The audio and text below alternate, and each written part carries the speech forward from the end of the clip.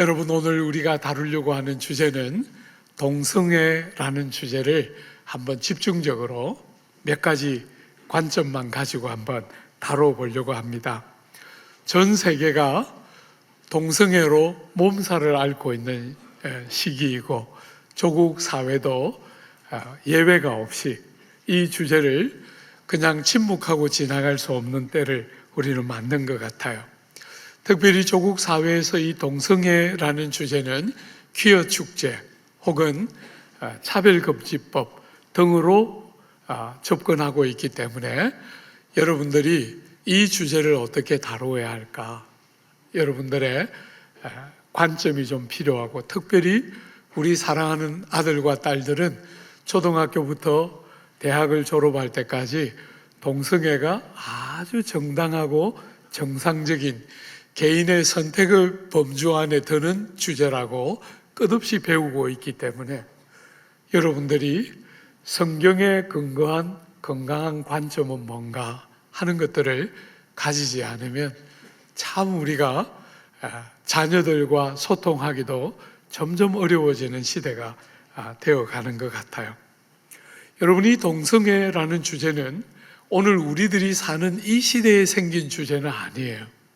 여러분이 역사에 보면 헬라 시대도 그렇고 로마 시대도 그렇고 구약 시대도 그렇고 동성애라는 주제가 늘 거론되고 있는 것을 우리는 보게 돼요.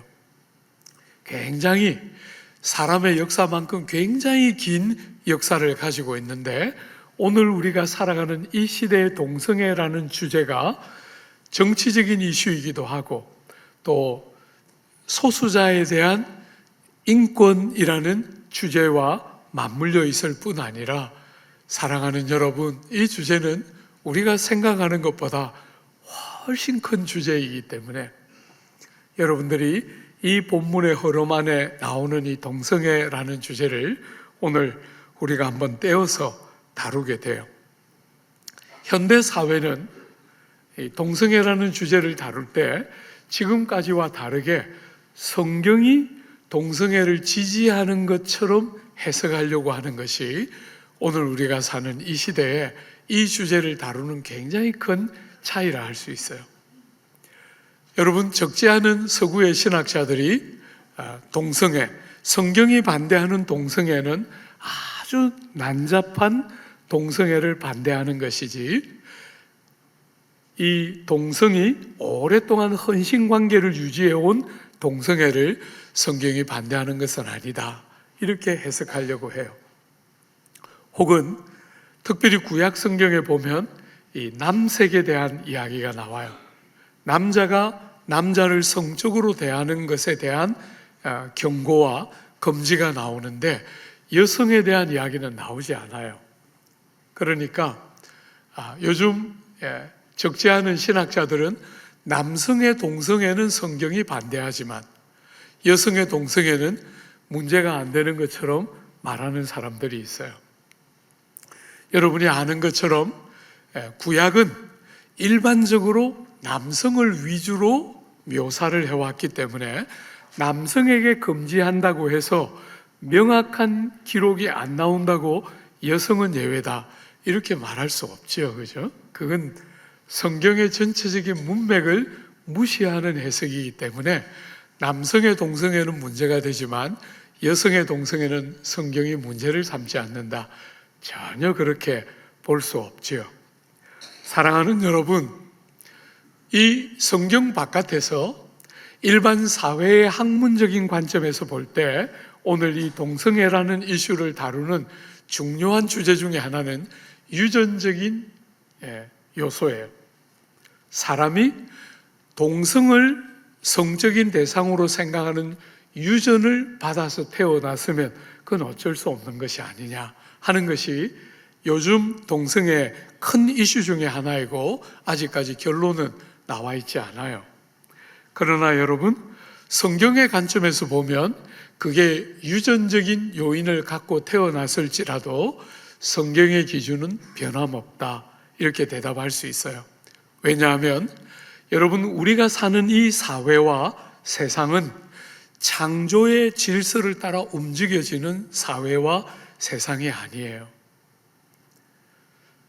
로마서 8장에 있는 것처럼 천하와 만물이 단식하고 있어요. 그죠?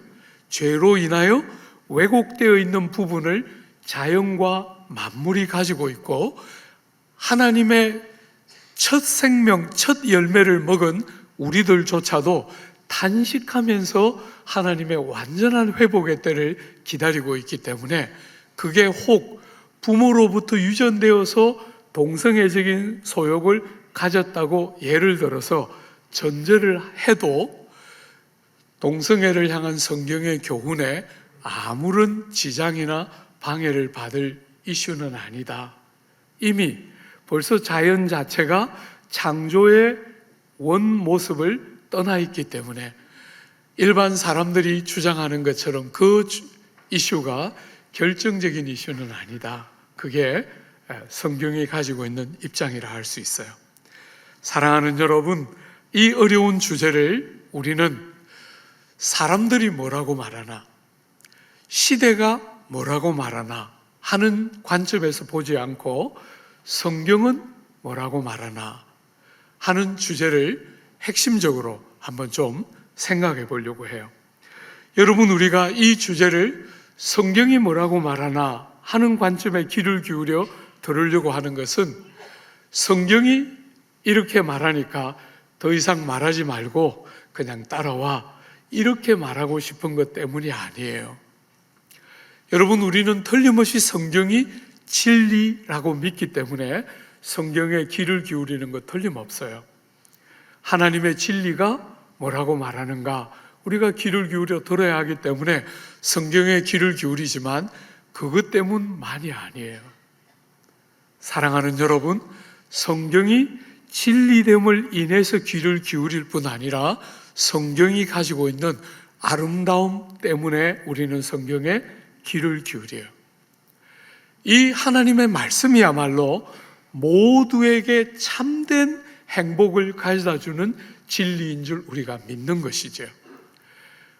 하나님의 뜻이 이루어질 뿐 아니라 모든 사람들의 삶에 참된 복락과 삶을 사는 것처럼 살게 하는 것은 진리의 말씀이 아니면 불가능하고, 말씀을 순종하는 것이야말로 온 세상에 정말 사람을 사람되게 하는 핵심이라 할 수 있기 때문에 우리가 하나님의 말씀에 귀를 기울여 들으려고 하는 것이지요. 사랑하는 여러분, 안타깝게도 성경에서 동성애라는 주제를 다루고 있는 본문은 많지는 않아요. 그리고 대부분의 본문은 금지하고 해서는 안 되는 금지의 본문에 나오는 것이 동성애라는 주제와 관련된 일관된 성경의 흐름이에요.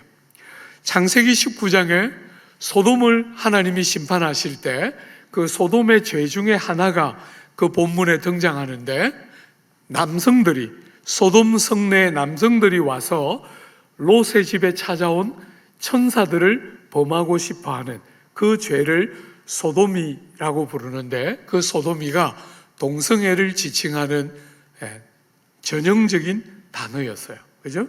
창세기 19장에 소돔이라는 것이 등장하고, 레위기 18장과 20장에 하나님께서 남성이 남성을 성적인 대상으로 취하는 것이 금지되어 있는 여러 간음이나 또 성경이 지지하지 않는 성적인 행위가 금지되어 있는 흐름 안에 남성이 남성을 성적으로 취하는 것을 금지하는 것이 레위기 18장과 20장에 등장하고 있어요.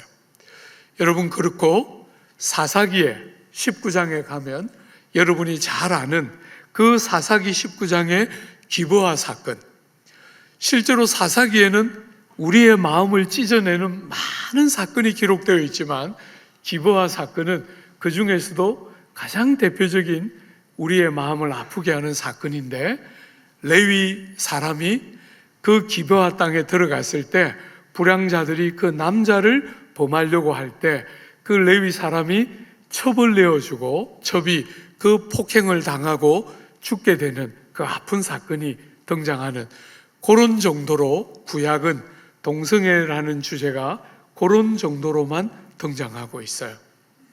신약에도 실제적으로 동성애라는 주제를 많이 다루고 있는 본문은 없고 고린도전서와 디모데전서 정도가 동성애를 다루고 있는데, 특별히 하나님 나라에 들어갈 수 없는 자들이 누군가, 누가 하나님 나라에 들어가지 못하는 악한 자들인가 하는 그 본문에 여러 죄와 함께 남색하는 자, 말하자면 동성애의 죄가 등장하는 것이 디모데전서나 고린도전서의 동일한 흐름이에요. 그러니까 어떤 면에서 오늘 우리가 읽은 이 본문 로마서 1장이 어떤 면에서 성경이 보여주는 동성애라는 주제를 제일 선명하게 어떤 눈으로 봐야 되는가 하는 것을 보여주는 중요한 본문이라 할 수 있을 거예요. 그죠? 한번 그런 문제의식을 갖고 한번 24절부터 읽었지만 23절부터 한번 보십시오. 우리가 이미 다룬 것처럼 이 동성애라는 주제가 어떤 흐름에서 나오는지 한 번만 보십시오. 23절에 보면 썩어지지 아니하는 하나님의 영광을 썩어질 사람과 새와 짐승과 기어다니는 동물 모양의 우상으로 바꾸었다. 여러분, 썩어지지 않는 하나님의 영광을 사람들이 어떻게 하느냐 하면 바꾸어요. 뭘로? 썩어지는 우상으로 변질시켜요. 바꾸고 왜곡시켜요. 그러자 하나님이 어떻게 하십니까? 24절에 그러므로 하나님께서 그들을 마음의 정욕대로 더러움에 내버려 두사 그들의 몸을 서로 욕되게 하게 하셨다. 하나님이 그 영광을 받으시기에 합당하신 하나님을 우상으로 바꾸고 있는 사람들의 어리석고 악함을 보시면서 그냥 내버려 둬요. 그 정욕과 욕심의 더러움에 그대로 내버려 두자 사람들이 어떤 일을 합니까? 몸을 서로 욕되게 합니다. 여러분이 몸은 헬라인들의 생각처럼 영은 깨끗하고 좋은데 몸은 악하다. 성경은 절대로 그렇게 보지 않아요. 성경은 영이든 몸이든 하나님이 창조하신 우리에게 주신 귀한 선물이에요. 그래서 여러분들이 로마서 12장 우리가 다 다루게 되면 그날 우리가 다루게 되겠지만 로마서 12장에 여러분과 저에게 구원을 주시고 구원받은 백성이 어떻게 살아야 하나 하는 그 적용을 12장부터 본격적으로 해가는데 제일 앞에 너희 몸을 하나님이 기뻐하시는 거룩한 산 예물로 드리라. 이것이 너희가 드릴 영적 예배니라. 몸에 대한 강조가 그렇게 살아있는 거예요. 여러분이 성도가 되면 이 몸이 죄를 짓는 도구로 주되게 사용되던 몸이 하나님을 섬기고 영화롭게 하는 도구로 바뀌어지는 것. 여러분의 말, 여러분의 표정, 여러분의 행실이 그렇게 드러나는 것이 성도의 제일 중요한 표시 중에 하나이고 몸을 어떻게 바라보는가 하는 게 중요한데 오늘 여기에 하나님을 바꾸고 있는 이 어리석은 사람들이 이 하나님의 창조물인 몸을 서로 욕되게 한다는 거예요. 몸을. 두 번째로 여러분 25절에 보면 그들이 하나님의 진리를 거짓 것으로 바꾸어 피조물을 조물주보다 더 경배하고 섬김이라.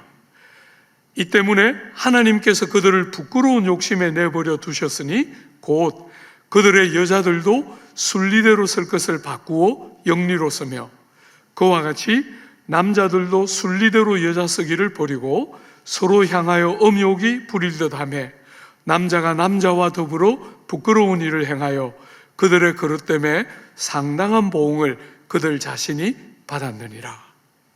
여러분 똑같은 패턴이죠, 그죠? 거짓을 진리를 거짓으로 바꾸어서 창조주를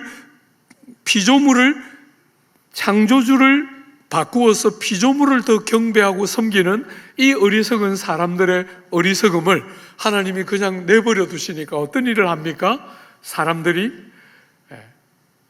여자가 여자를 성적인 대상으로 바라보고 대하게 되고 남자가 남자를 성적인 대상으로 바라보게 되는 동성애라는 흐름이 이 흐름 안에서 등장하고 있는 것이죠.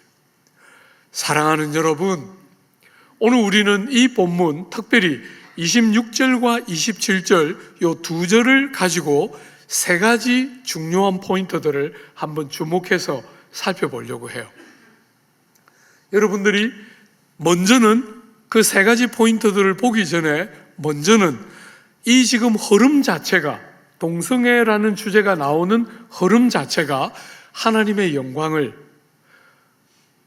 피조물의 우상으로 바꾸고 왜곡시킬 때 이 모든 일들이 등장하고 있다는 것을 주목해서 봐야 해요. 그죠?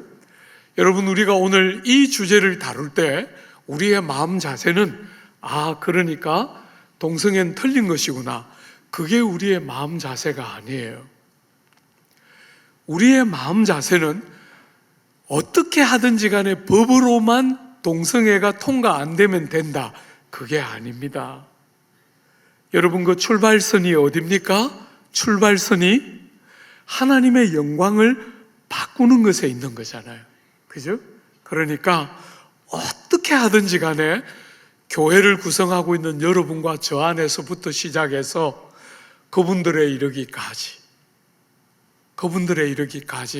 하나님의 영광이 우리 인생에 제일 중요하구나, 하나님의 영광을 다른 것으로 바꾸는 그 어리석은 일을 멈추고 하나님의 영광이 제일 중요하구나 하는 것들의 회복이 어떤 면에서 이 지금 동성애라는 질고, 그분들은 유전적으로 어쩔 수 없어서, 생물학적으로 어쩔 수 없어서, 사회적으로 어쩔 수 없어서 이것이 나의 선택이다, 이렇게 혹 그분들은 말할지 모르지만 많은 질고와 아픔이 있는 거잖아요. 그 영혼들이 하나님의 영광으로 돌아와서 회복되는 것이 우리의 타겟이지, 틀렸다 하는 것을 입증하는 것이 우리의 타겟이 아닙니다. 그죠? 사랑하고 살려내는 것이 우리의 주된 목적이기 때문에 그런 문제의식을 가지고 이 오늘 26절과 27절에 그들의 몸을 서로 욕되게 하셨다, 앞에서 24절에 그렇게 말했는데 그 욕되게 하셨다 하는 그 욕되게 하는 것, 그게 뭐라고 표현하고 있는 거예요? 동성애를 그렇게 표현하고 있는 것이죠. 그죠? 하나님이, 성경은 동성애를 전혀 동의하거나 지지하지 않는 것을 우리는 분명하게 볼 수 있는 것이죠. 두 번째로, 여러분이 동성애를 어떻게 표현하느냐면 영리로 순리를 막았다, 이렇게 표현했어요. 그죠? 여기에 보면 26절 여러분들이 보시면 여자들도 순리대로 쓸 것을 바꾸어 영리로 썼다. 순리와 영리라는 표현이 나오는데 그것은 다르게 표현하면 창조의 목적, 이렇게도 표현할 수 있어요. 하나님이 우리를 창조하실 때 이것은 누가 봐도 하나님의 뜻에 합당하고 자연스러운 것이다, 이렇게 부를 수 있는 게 있다는 거예요. 그런데 동성애는 순리, 자연스럽고 하나님의 창조의 목적에 맞다, 이렇게 말할 수 있는 것이 아니라 순리를 뒤집어서 바꾸어서 왜곡시켜서 영리가 되게 한 것이 동성애다, 이렇게 지금 표현하고 있다는 거예요. 그죠? 세 번째, 여러분 제일 마지막 27절 하반절에 보면 그들이 그릇 때문에 상당한 보응을 그들 자신이 받았느니라. 사랑하는 여러분, 그들이 이 땅을 살면서 언젠가 하나님의 심판대 앞에 섰을 때 심판을 받을 것이다, 성경은 그렇게 말하지 않고, 여러분 우리가 지금 보고 있는 이 단락은 1장 18절부터 1장 마지막 절까지의 단락은 하나님이 사람의 죄를 향하여 진노하시고 심판하시고 계시다 하는 흐름에서 지금 이 주제가 나오는 거잖아요. 그죠? 하나님이 심판하시는데 종말에만 심판하시는 게 아니라 지금도 그 심판이 임하고 있는데, 오늘 본문에 보면 동성애를 행하고 성적인 방종을 행하는 자들 위에 지금도 하나님의 심판이 임하고 있다는 거예요. 종말에만 나타나는 게 아니라 지금도 그런 일이 임하고 있다는 것이에요. 사랑하는 여러분, 요 세계 조금씩 우리가 생각해 보고 우리가 그러면 어떻게 해야 될까 같이 한번 고민해 보려고 해요. 첫 번째, 이미 이야기했지만 이 모든 일들의 출발이 어디입니까? 하나님으로 영화롭게 하지 않는 것이에요. 그죠? 하나님으로 영화롭게 하지 않는 것. 이것이 지금 이 모든 하나님을 왜곡시키고 있기 때문에, 하나님을 왜곡시키니까 하나님이 주신 성을 왜곡시키는 것이죠. 그죠? 하나님이 우리에게 남성을 주시고 여성을 주셔서 한 남자와 한 여자가 가정을 꾸미고 결혼 안에서 서로를 마음껏 즐거워하는 것을 성경은 절대로 정죄하지 않아요. 그런데 여러분이 보면 역사에나 많은 삶에 보면 사람이 대상을 왜곡시켜요. 하나님이 결혼 안에서 서로를 누리게 하신 이 귀한 성을 결혼이 아닌 다른 대상을 사랑이란 이름으로 정당화할 때 성경은 절대로 지지하지 않습니다. 결혼 바깥에 있는 성적인 만남을 성경은 지지하지 않습니다. 사랑하는 여러분, 틀림없이 하나님은 정말 귀한 성을 선물로 주셨는데, 하나님을 바꾸자, 하나님을 피조물로 바꾸고 하나님의 영광을 피조물의 우상으로 변질시키자 사람들이 성도 그렇게 바꾼다는 거예요. 여러분, 하나님을 향한 바른 예배의 제일 대척점에 있는 것은 뭐냐면 우상 숭배하는 거잖아요. 그런 것처럼 하나님이 주신 이 남성이 여성을 취하여 부부가 되고 가정을 꾸미는 이 제일 대척점에 있는 것은 성을 왜곡시켜서 정당화시키는 동성애가 마치 하나님을 우상으로 바꾸는 것 같은 성을 그렇게 왜곡시킬 때 일어나는 전형적인 모습이 동성애다, 이렇게 말하고 있는 성경은 이것을 가볍게 다루지 않아요.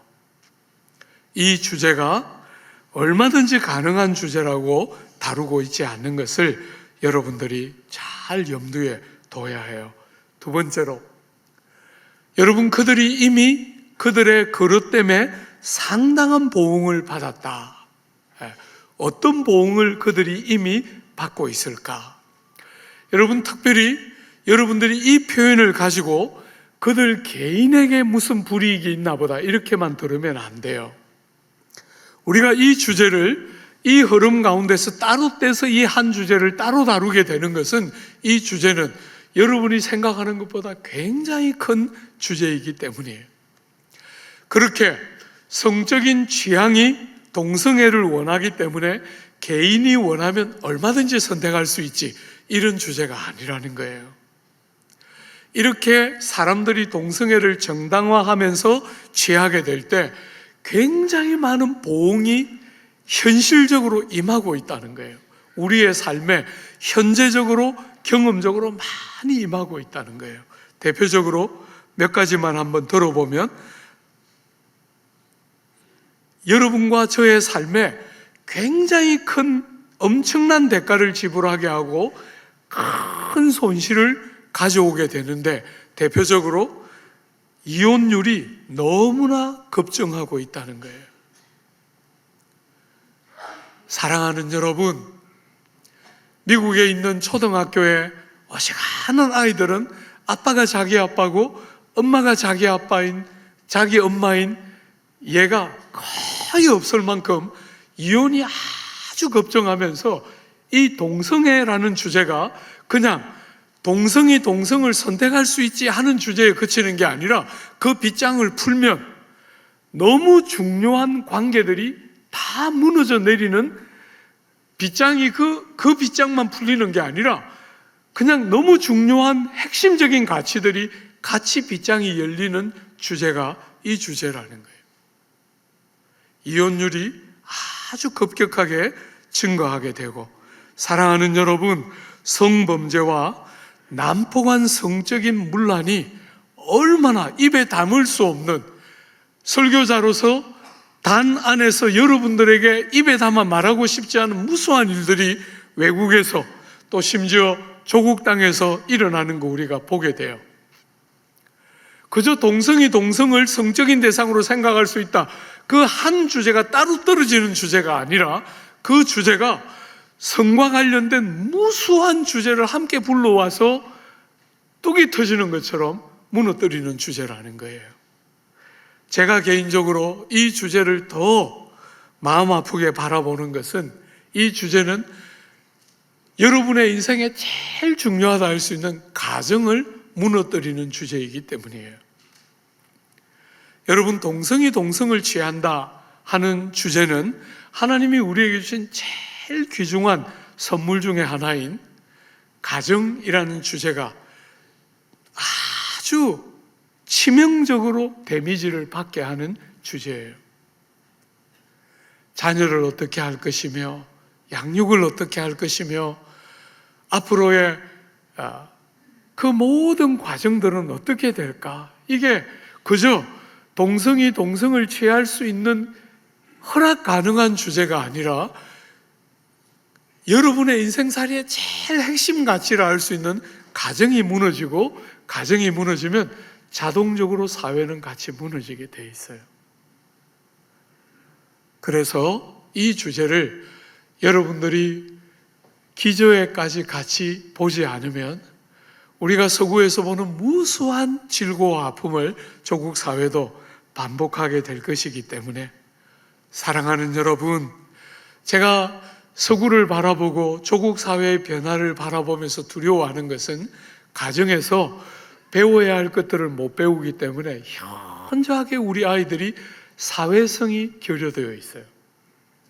가정이라는 사회가 붕괴되기 시작하니까 가정에서 배워야 하는 너무 중요한 그 사회성이 결정적으로 결핍이 되니까 자동적으로 많은 아이들이 장애를 호소하는 어려움들을 우리는 보게 되는 거예요. 사랑하는 여러분, 약간 주제가 너무 이렇게 좀 그거 하니까 머리를 잠시 식히기 위해서, 제가 이제 영국에 이렇게 있으면 저하고 우리 집사람은 패밀리가 아니에요. 우리는 그냥 커플이에요. 패밀리는 아이가 있어야 패밀리예요. 우리는 결혼을 정상적으로 해서 40년을 이렇게 살고 있는데, 우리는 영국 가면 패밀리가 아니에요. 커플. 그래서 대부분의 지역은 패밀리 컨세션이 있거든요. 디스카운트를 많이 해줘요, 패밀리들에. 근데 우리는 한 번도 패밀리 디스카운트를 못 받았어요. 우리는 커플이기 때문에. 여러분, 제가 이렇게 성경을 평생 연구하면 연구할수록 가정이 얼마나 중요한지를 정말 많이 생각해요.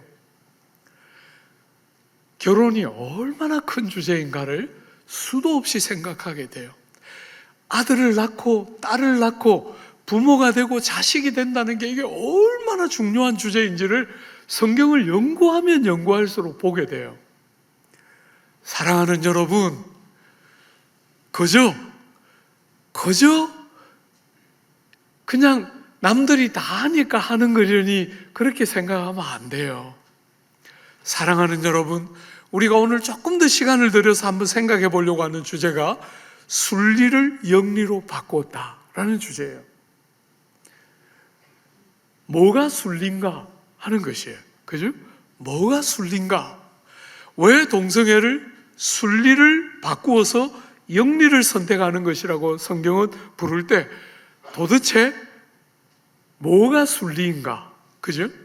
여러분, 창세기 1장과 창세기 2장에 보면 하나님께서 사람을 창조하셨다 이렇게 표현 안 하고 사람을 남자와 여자로 창조하셨다 이렇게 표현해요. 그죠?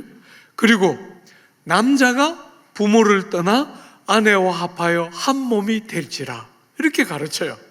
그러니까 이 여러분이 남자로 혹은 여자로 태어나는 이 남성됨과 여성됨은 하나님의 창조의 목적이고 우리가 다 깨닫든 깨닫지 못하든 하나님의 심오한 계획의 결과물이 남성됨과 여성됨이에요. 여러분이 다 경험하는 것처럼 남자와 여자는 너무 달라요. 그죠? 너무 달라요. 에리 포름은 누가 어디서 왔다 그랬습니까? 하도 오래전에 읽어서 이제 다 잊어버렸는데 어쨌거나 다른 별에서 왔다고 볼 만큼 남자와 여자는 너무 달라요. 여러분, 이 다름을 어머니의 모태에서부터 죄중에 태어나는 세상은 이 다름을 늘 어떻게 변질시키냐면 끝없이 우등과 열등으로 변질시켜요. 남성이 더 우월하고 여성이 더 우월하다, 이런 방식으로 끝없이 다름을 우월이냐 열등이냐의 개념으로 변질시키거나 아니면 강압적인 통치나 종 같은 복종이나 늘 이 두 가지 개념 밖에는 세상은 가지고 있지 못해요. 그런데 그런 세상에 하나님이 은혜를 주시면서 우리에게 그려주는 가정의 그림은, 창조의 원래 목적에 따른 가정의 그림은 그런 게 아니에요. 다름을 우리들 서로 남자가 다르고 여자가 다른, 여러분 신체의 차이는, 남성의 신체의 차이와 여성의 신체의 차이는 더 근원적이고 참된 차이인 영적인 차이와 정서적인 차이를 보여주는 외적인 표현이에요. 이건 그냥 지워서 지워지는 게 아니라는 거죠. 하나님이 우리를 만드실 때 원래 가졌던 다름을 여러분은 신체적으로 그렇게 표현하면서 확인하면서 살아가고 있는 것이에요. 그런데 죄가 관영한 세상은 끝없이 그것을 편견거리로, 우월거리로, 또 착취하면서 억압하는 제목으로 다 변질시키지만, 구원을 받아 하나님의 은혜를 아는 남자와 여자는 어떻게 사는 거예요? 다름을 배우는 것이잖아요.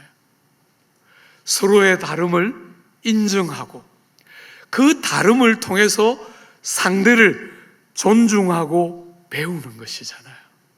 세상처럼 내가 남자로서 머리라 하셨고 지도력을 주셨으니까 너는 내 말 들어, 이렇게 하는 게 아니고, 사랑하는 여러분, 남자는 남자로서 아내의 다름을 알고 아내를 보호하고 그 지도력을 가지고 흔히 사람들이 생각하는 것처럼 너는 나보다 못해, 너는 내 밑이야, 이렇게 아내들을 대하는 게 아니고, 성경이 우리에게 보여주는 그대로 아내를, 나와 다른 아내를 바르게 사랑하기 위해서 그 다름을 가진 아내를 존경하고 공경하고 그 아내의 다름으로부터 많은 것들을 귀를 기울여 듣고 보고 배우는 것이잖아요.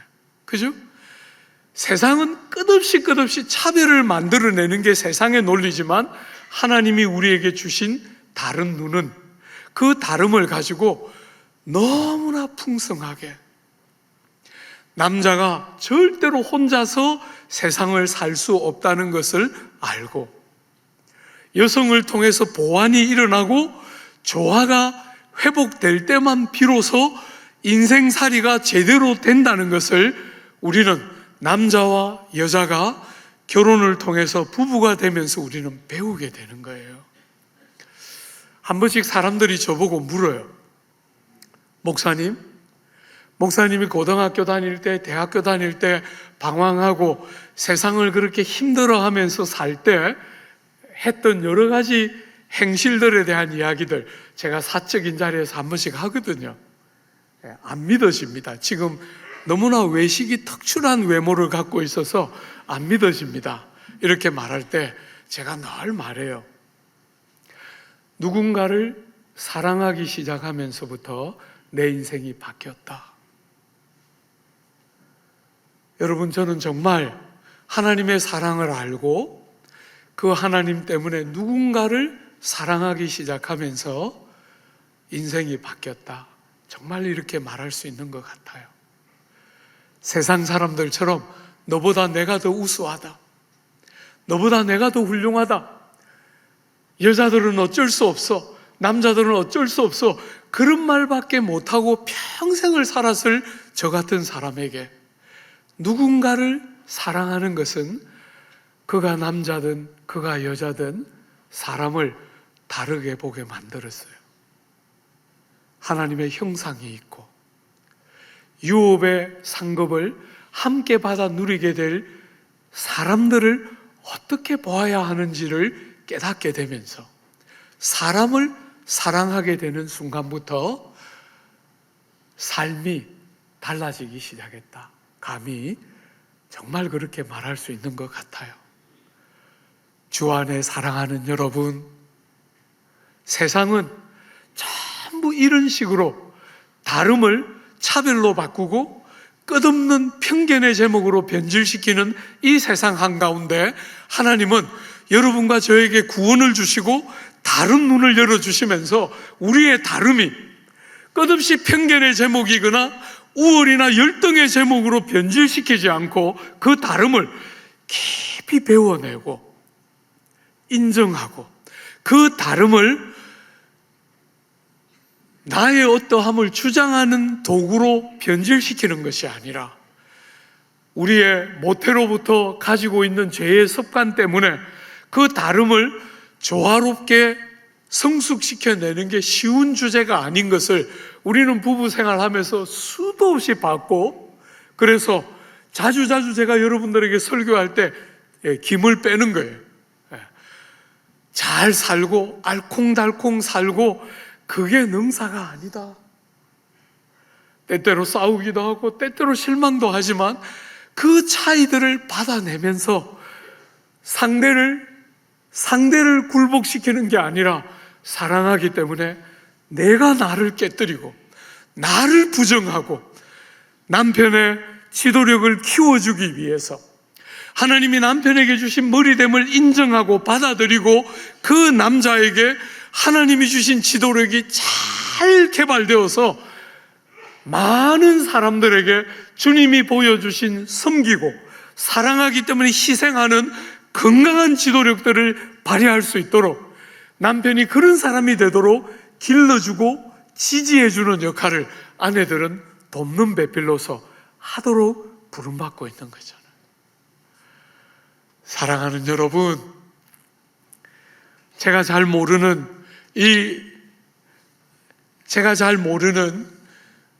이 동성애라는 주제를 공부하려고 책을 몇 권 읽다가 그게 참 미국의 심리학자, 그분이 예수 믿는 분인지 저는 모르겠어요.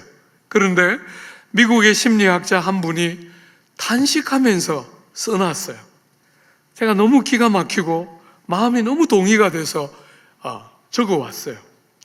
여러분, 그분이 동성애라는 주제를 다루고 또 동성애와 함께 이 결과물처럼 얼마나 난폭한 사회가 되어가고 있는지를 가정이 붕괴되니까 제일 중요한 과정에서 배워야 할 걸 못 배우니까 너무 난폭한 세상으로 세상이 바뀌어가는 그 미국 땅을 보면서 이렇게 써놨어요.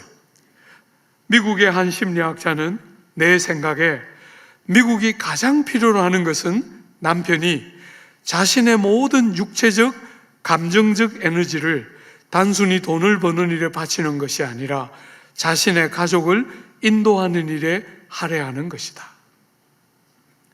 미국이 이렇게 중범죄를 인해서 탄식하고 동성애 때문에 그냥 거센 물결을 맞으면서 막 고통하는 이 미국이 심리학자가 내린 결론인데 저는 너무 기가 막혔어요.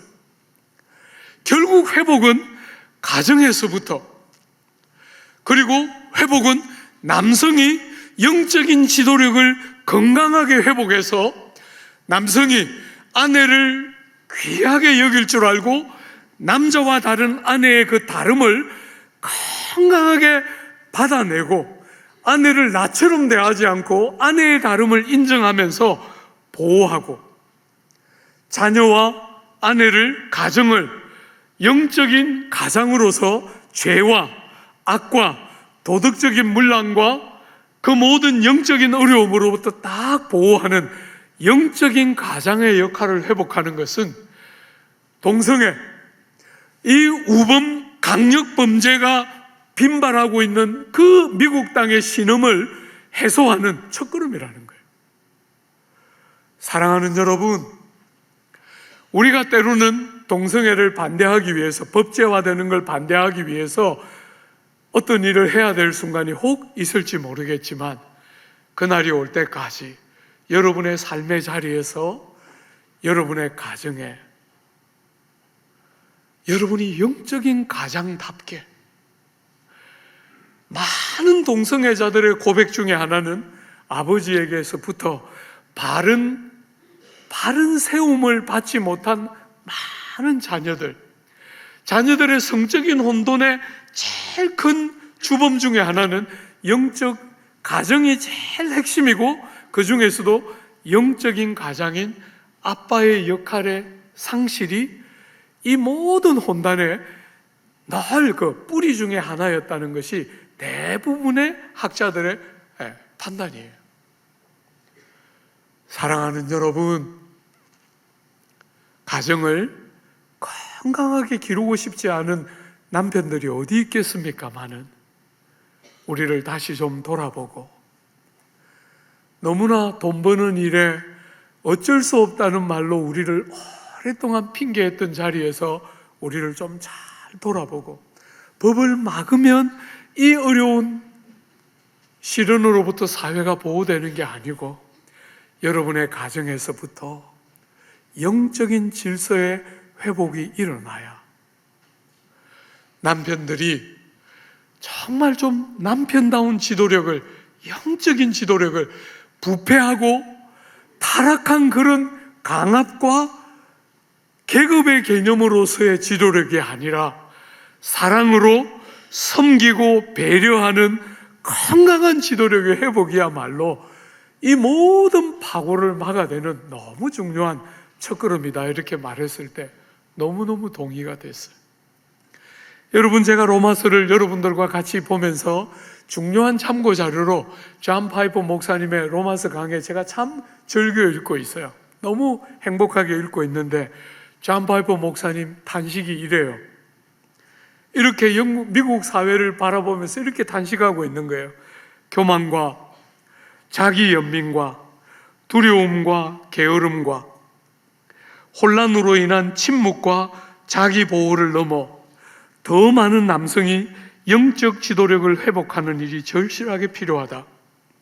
주의 전을 향한 열정, 하나님 나라의 확장을 위한 온전한 헌신, 가정과 교회를 위한 명확한 꿈을 현실로 만들 헌신과 끈기를 가진 남성들은 어디 있는가?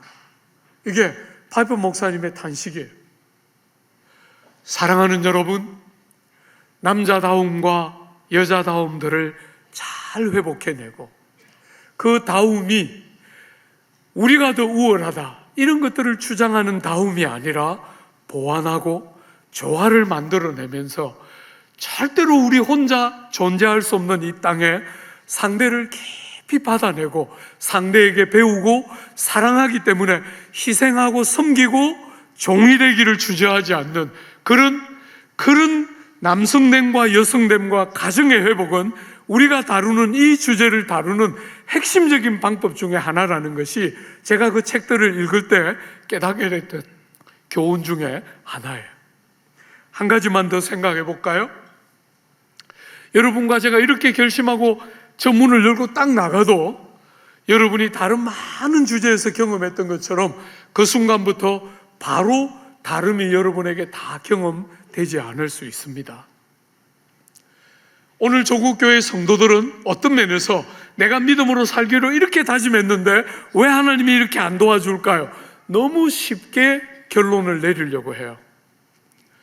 사랑하는 여러분, 우리는 틀림없이 주님의 도움을 경험하고 하나님 나라가 이 땅에 왔고, 우리는 하나님의 백성으로서 선한 삶을 살 때 성령의 도우심을 경험하며 틀림없이 살아요. 그러나 한꺼번에 단번에 다 바꾼다고 성경은 말하지는 않습니다. 그죠? 틀림없이 그날을 우리에게 주실 줄 붙들고 낙심하거나 좌절하거나 마음 다치거나 절대로 하지 않고 그 일을 틀림없이 우리의 삶에 허락하실 하나님의 완성의 그날을 사모하면서 한 걸음 한 걸음 절대로 낙심함이 없이 하나님이 원하는 삶을 살아내므로 이 조국 땅에 신앙의 부흥과 건강한 가정과 조국 땅의 회복이라는 이 복되고 귀한 은혜의 역사가 여러분의 가정에서부터 여러분의 삶에서부터 온 조국 땅에 이르기까지 회복되는 은혜의 복된 역사 있게 해주시기를 기대하고 축복합니다.